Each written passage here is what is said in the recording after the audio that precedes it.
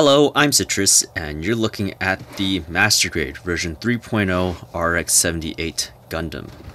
This kit came out in 2013, and it retails for 4,500 yen. This review may seem a bit left field for some of you, but I promise you it isn't, because this is actually a follow-up to the real grade RX-78-2 that I reviewed a while back, which has the exact same sort of aesthetic. Not to mention, this year is the 40th anniversary of the original Gundam series airing, so it's entirely possible that this year we may see a version 4.0 RX-78 or something along those lines. Now, we're not going to spend too much time with the unboxing here because most of this I've already shown off in the GRN Camo RX-78, which I'll link to somewhere here.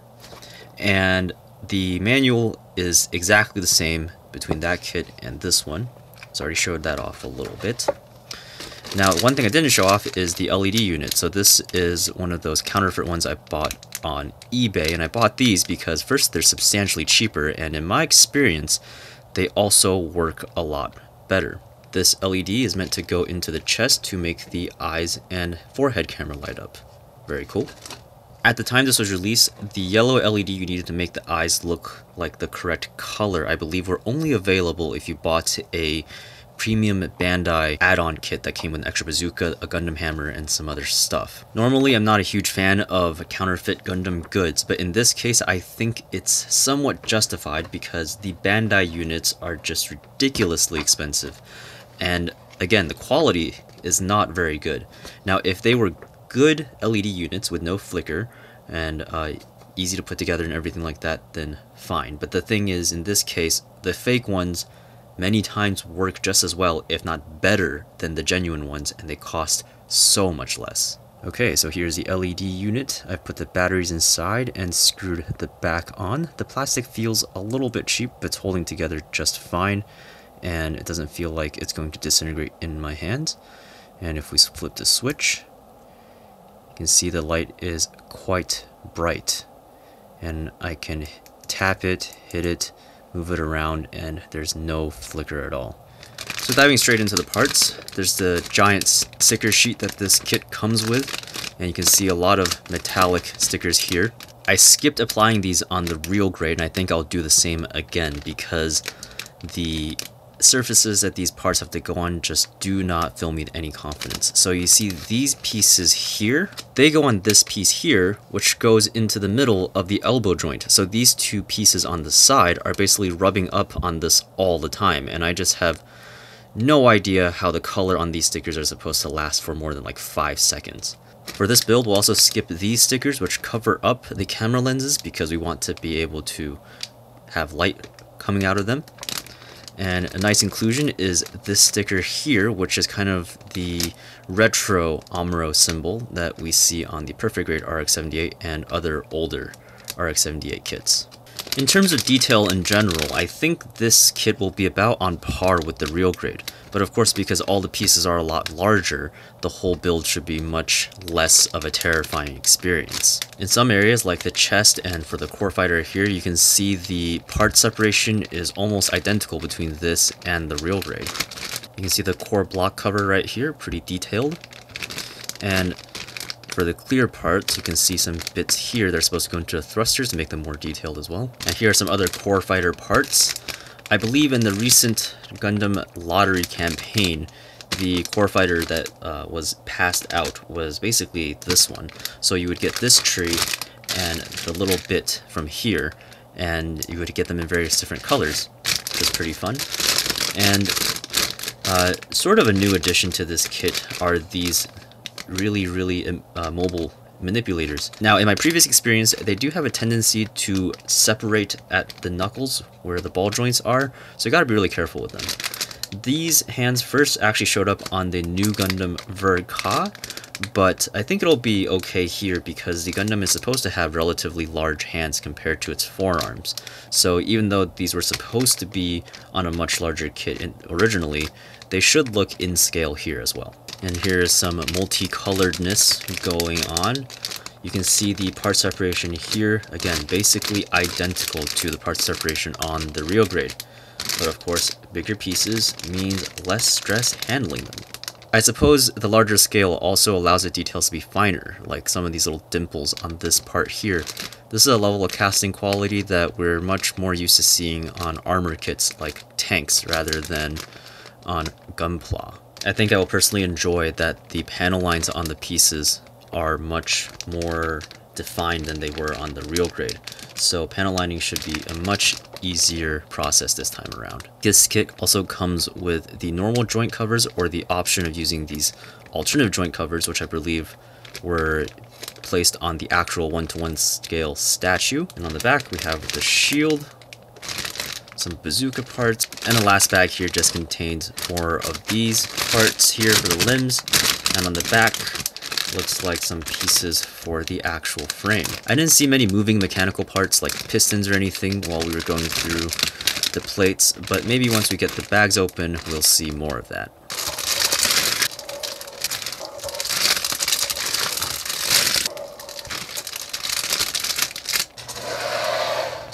As usual, we start with the weapons. Most of the parts used here are recycled from the 2008 Master Grade RX-78 version 2.0.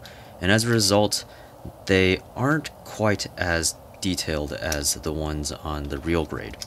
For instance, the back of the shield doesn't have any ability to store any beam sabers, because there are no pegs for them. Although once we put on the front, you can see that still looks pretty good. The contrast between the two shades of red here are definitely way less than they were on the real grade, and I kind of like that. It's a little bit more subtle.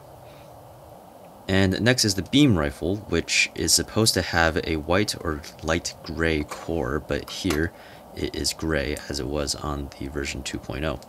The handle was replaced with a white one to kind of match the real grade, and also to add in the little flip out pegs that help these stay in the hands better. On all of these weapons, I put in the hand pegs before I started filming, because they need to go in at a very specific angle and it requires a little bit of force, so I didn't want to risk breaking anything while putting it together on camera.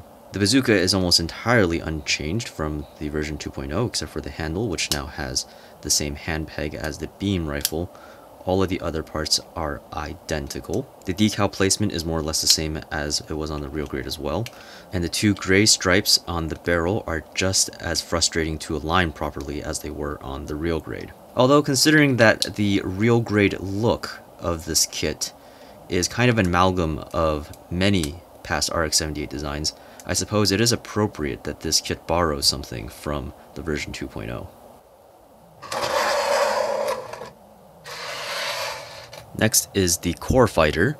At first, I thought this was also borrowed from the RX-78 version 2.0, but if you look at the plates, they're branded RX-78 version 3.0, and they're dated 2013, so they were definitely new for this kit.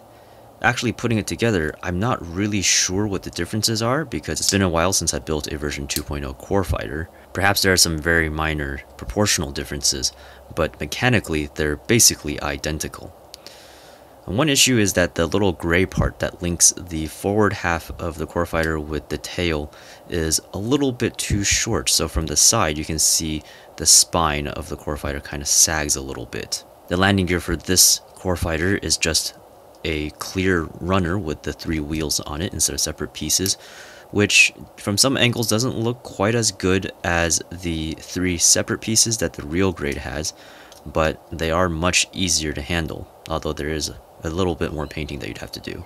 I decided to paint the white trim on the canopy, so as soon as I have this top coated, I'll take off the masking and then we can see what this really looks like.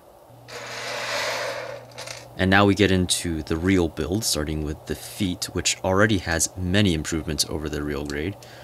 For instance, the center part of the sole is stationary, so that means when the Gundam is standing up, it has a solid base to stand on, none of that floppy nonsense that the real grade was plagued with, although the front and back parts of the heel can still move respectively. The ankle sockets, being much larger, are also now much more stable, so the feet will stay in place when you move them into various different positions. And as we move up to the leg itself, I would normally show you the whole inner frame of the kit before I put the armor on, but this time I'm just going to put everything together all at once, mostly because there are some pieces of armor that go underneath other pieces that you would consider inner frame. So if I were to build the whole inner frame, there would be a lot of pieces that I would have to take off again to be able to put all the armor back on, and that's just a hassle. So I'll just show you the frame as much as I can as I go. For the whole leg, the parts count is absolutely massive, just like it was on the real grade. There are probably more parts here than there are in some whole kits. That said, all of that parts count isn't really used to build anything mechanically interesting, because it's all to make the real grade color separation happen. The skeleton without the armor on isn't really much to look at. On the plus side, the whole leg, because it's now made of separate pieces instead of the pre-molded joints, is now much more solid feeling, and of course you're not likely to break this through any normal handling. There is a change here to how the knee works. The giant kneecap on the front doesn't come up as far, and there is a second break in the middle, so that it looks a little bit more organic. I used to not be a big fan of this change before, but now that I've built it and seen it in person, I think it looks alright. Unfortunately, when the leg in its fully upright position, the knee parts don't really meet together, and there are a few gaps that are just gonna persist. And I'm sure there's something on the inside that isn't fitting quite right, but nothing that I've tried has been able to do anything about the gaps. And next is the waist unit, which completely deviates from the real grade by having almost no moving parts in it at all, aside from the side skirts. The hip joints are just one polycap stuck between two pieces, so there's none of that swinging hips movement.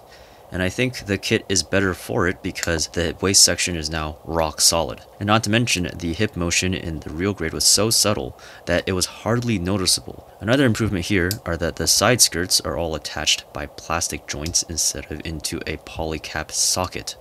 Although they are a little bit loose, they do seem to be in place pretty securely and are probably unlikely to pop off as frequently. And as for the waist motion that we'll eventually see on the Gundam, there are no ball joints involved, which is very good, especially because this kit, being bigger, will be heavier, so a more solid waist joint means the kit is less likely to hunch and droop over time. The core block this time is much more detailed than the one included on the real grade, and funnily enough, this is the single most heavily sculpted piece on the entire kit. The weapon storage on the back is also much neater now, facilitated by a single piece that you flip all the way around, exposing ports for either the beam rifle or bazooka to plug into. The chest is a slight upgrade from the real grade, in the sense that there are fewer ball joints in it and all the pieces stay together a bit better, but it's definitely a downgrade from the version 2.0, which had a ton of pistons inside of the chest joints, and here there's basically just a gaping hole. Of course, this is for the LED, but nonetheless, it means there's less mechanical detail on the inside. And back to what I was saying about the inner frame being rather an incomplete feature, the front and back halves of the chest aren't actually held together by anything until you put the blue armor pieces in place on the outside. So if you were to display this without any of the armor on, which you really shouldn't because there's nothing there to see, there's a very good chance the whole chest can just fall apart very easily. The back of the torso, however, is a little bit unfortunate because the only thing keeping the whole chest together, the top half, the middle section, and the waist, is this one C-clip in the back, which is not the most secure thing. This kind of weak connection is a little bit concerning. And now we're on to the backpack, which is pretty unremarkable. The build is very similar to that of the real grade, except the thrusters now feature these little clear insert parts. This is a pretty peculiar addition, but it looks pretty nice, all things considered. I recommend using the end of a toothpick to help you make sure the inserts are seated properly. The shell of the backpack is supposed to move slightly. All of the accessory storage is hidden, just like on the waist. There is a piece you can flip around on top that will let you plug the shield into it. Otherwise, there's nothing really much to say about this. Pretty standard construction and features. Okay, we're almost at the end now, and this section is easily the most complex part of the build. The arms on the real grade were a bit of a mess, but this is an even bigger mess. There's so many tiny pieces that you have to balance in precarious ways while you slide other pieces into place, and it's just a huge headache. Fortunately, the end result looks really good and feels really solid, but I have to wonder if Bandai could have maybe done this in a better way. You'll notice that I didn't use any of the included metallic seals for the elbows, and there's a very good reason for that. All 6 pieces of metallic decals go on this light gray piece in the middle, which is then sandwiched by 2 gray pieces, which is then also sandwiched by the armor parts on the outside. So even before you start handling the kit, just the process of putting it all together, you will scratch up at least 4 of them and bump them out of position. And then good luck trying to fix it afterwards, because trying to take this thing apart is also a nightmare. So a tip for painters: if you're going to paint this, paint it all up before, slap everything together, don't bother test fitting, and if anything gets scratched up, just leave it as it is, because there's a very good chance that something can break after you try to take it apart. And then we move on up to the shoulders. On the front, I decided to use the pair of optional decals that are different from the real grade, just so that the Master Grade has a little bit of its own look. I really don't understand what's going on here, because there's weird mobility in the front and back flaps of the armor for some reason. So you can make it move around and it all stays in place pretty well, but I just don't really know why Bandai decided to put this in here. And finally, we are at the head, which is excellent. The sculpt here is really nice, and it has about the same level of detail as the real grade, but of course because the pieces are a bit larger, putting everything together is much simpler. There's excellent light piping that runs all the way from the forehead camera down to the eyes through the neck, and it's just a little bit unfortunate that the light piping doesn't run all the way through the head to also reach the back camera. But the clear piece back there still looks really good compared to the real grade's solid red plastic. There are only 2 decals used on the head, which seems a little bit sparse, but you do get a few extra leftovers on the decal sheet, so if you wanted to, you could put a few more on the head on your own. And once we turn the light on, you can see the eyes and forehead camera show pretty brightly, and there's minimal light leak around the neck. Although if you really wanted to address that, you can put some black paint around the base.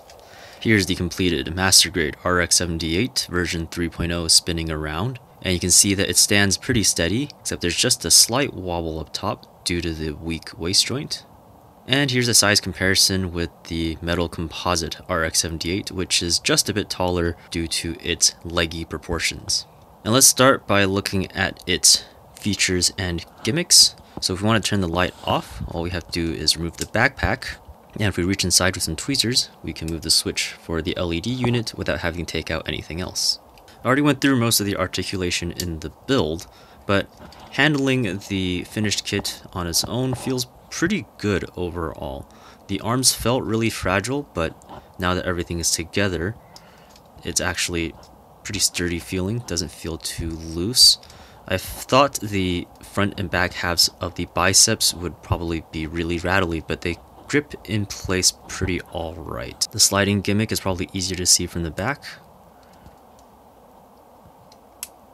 You can see there's just a very small amount of movement up there. And same down here.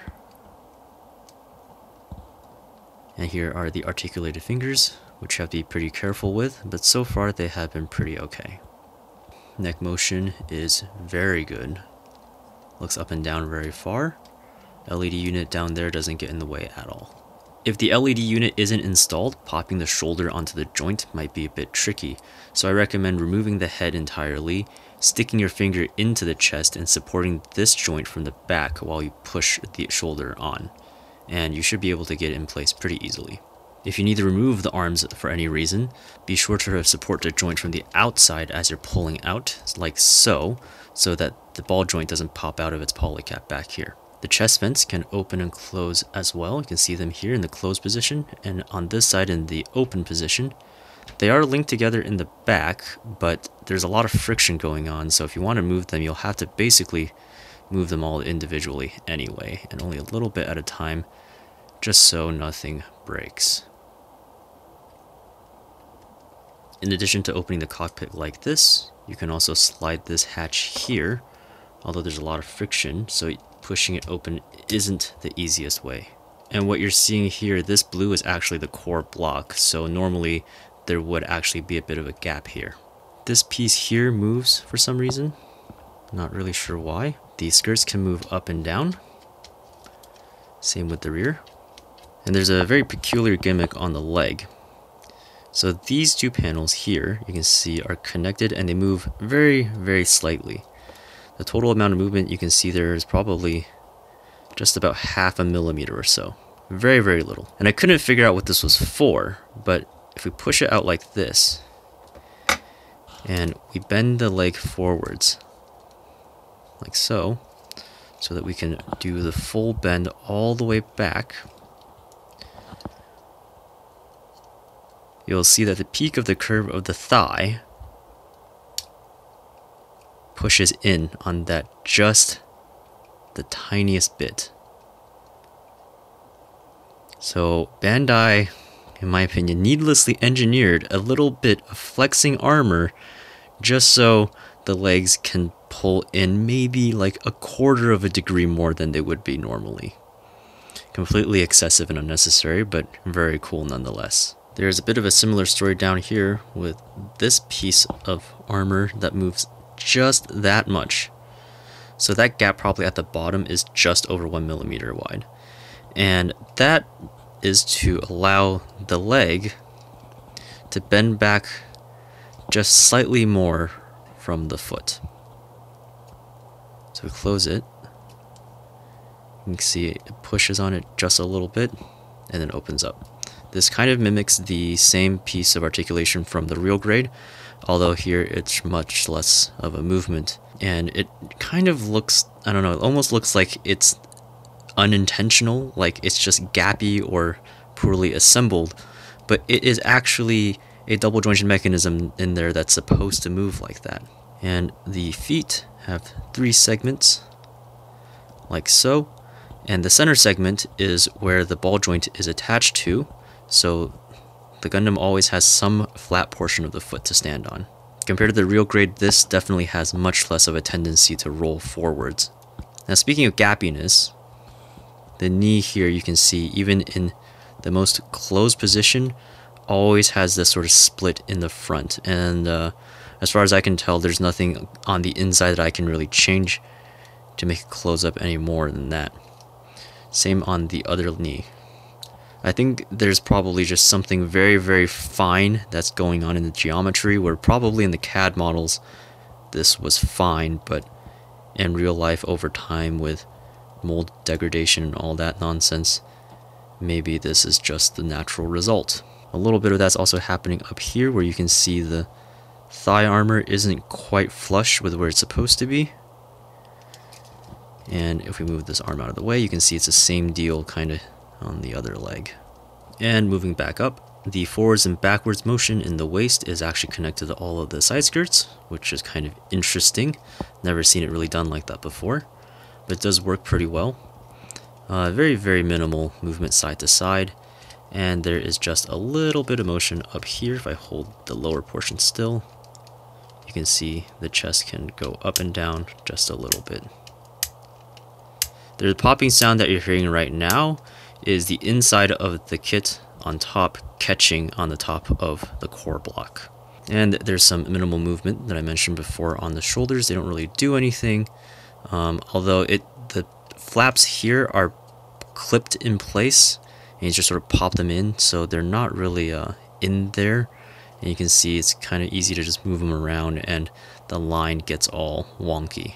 This bit on top doesn't really do much, but it does move. So if you push all the way back and you tilt the shoulder up, you can see it sort of does that, where it kind of stays in place. So what's really surprising to me is that even with all of the tiny moving parts all over this kit, it still feels quite sturdy in your hands while you're handling it. Nothing feels really loose or fragile, which is of course a huge contrast to the real grade. And speaking of which, here is the real grade. The two look very similar, of course. The decal layout, first glance, is basically completely identical, except you see there are some tiny silver metallic decals in the real grade that the Master Grade does not have. All of those areas have been replaced with just normal gray. There's a slight difference in some of the colors. The blue looks a little bit more green.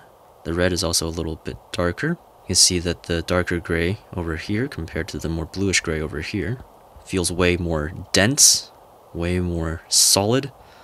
The real grade feels a bit more bendy because everything in it is ball joints, whereas a lot of joints over here in the Master Grade are all swivels. But it is kind of surprising how in so much of a smaller package, the real grade managed to cram almost all of this detail into it. By the way, the real grade also has the same sort of belly gap that the 3.0 has, although I think it looks a little bit better with the 3.0 just because that blue part from the core block pokes through and it seems to fill in the gap a little bit better than the red bar that the real grade has. And one advantage the real grade does have is that the waist is much more solid because of the double jointed connection in there, which is much stronger than the single C-clip holding this guy together in the back. And here are the two core fighters. Right away you can see the same color difference that the Gundams had, and also some very different proportions. The real grade fighter over here is much more square in the shape of its body, whereas the Master Grade one is much longer. The Master Grade also has an extra wing section inside, which makes the wings stick out just a little bit more than on the real grade. You can also see that the Master Grade has molded lines on the canopy, which I decided to paint. It looks pretty good. And the real grade did not have that molded in, so I just decided to frost over the canopy. Also because there's nothing really in there, whereas this has a pilot and a seat and everything like that. Although funnily enough, if you look at the front, the real grade has a gray bit at the end of the nose, whereas the Master Grade does not. And on the real grade, you can see the canopy only opens upwards, and there's nothing really there inside. Whereas on the Master Grade, you can lift it up and then push it in, like so. Transforming the core fighter is basically the same as always been.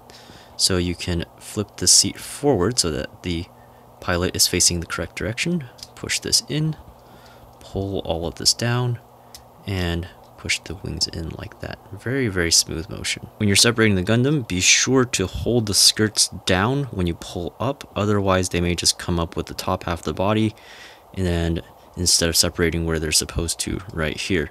It seems that this connection with the top half and the skirt is stronger than the connection between this piece and the rest of the hips at the C-clips. Definitely want to prevent this from happening so that you don't wear out these joints, because fixing this is going to be a huge pain. Now that we removed the upper half of the Gundam, we can stick in the core fighter. And you'll notice there is a pretty large cavity right here, and this is to facilitate a pretty cool gimmick.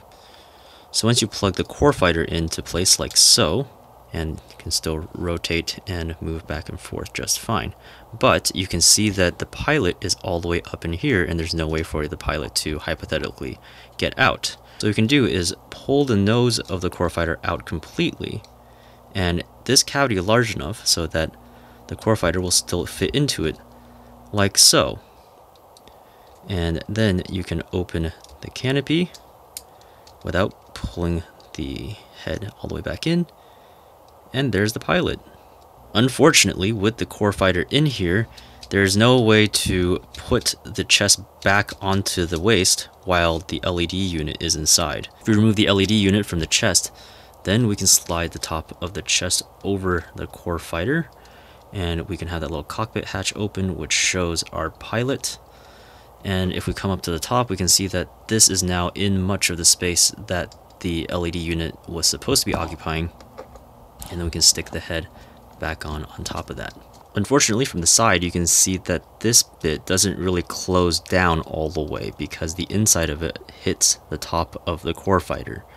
It's kind of odd that in this kit, it's almost as if the core fighter really is intended to be just displayed next to the Gundam and not really inside of it. For displaying the core fighter next to your Gundam, the kit includes this 3-piece landing gear thing, which isn't necessarily the best.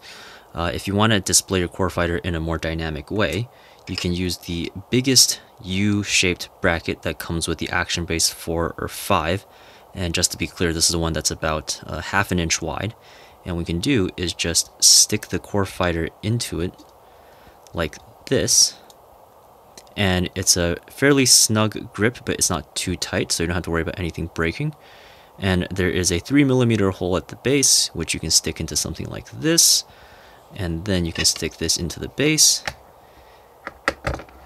And you can display your core fighter. And finally, we'll cover the accessory, starting here with the 3.0's bazooka. This is basically identical to the version 2.0 bazooka, except the handle is different to include this peg that flips out for the emotive manipulators. This is the peg that you use to store it, and you can flip that down. I think it looks a little bit better than the real grade bazooka here, for the reason that the peg hides a little bit better and doesn't look as obtrusive.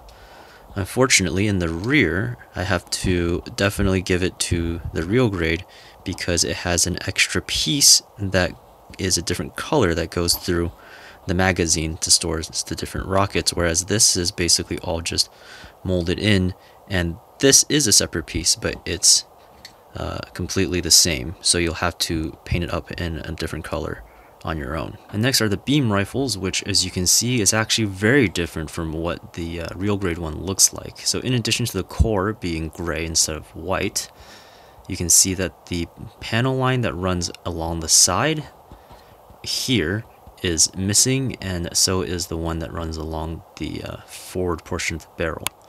And if we look here, you can see this has the gray dot in the middle, and this one does not. This is easily painted, however, but the other details you'll have to carve in and paint more substantially if you want them to match completely. Next is the shields, which look slightly different.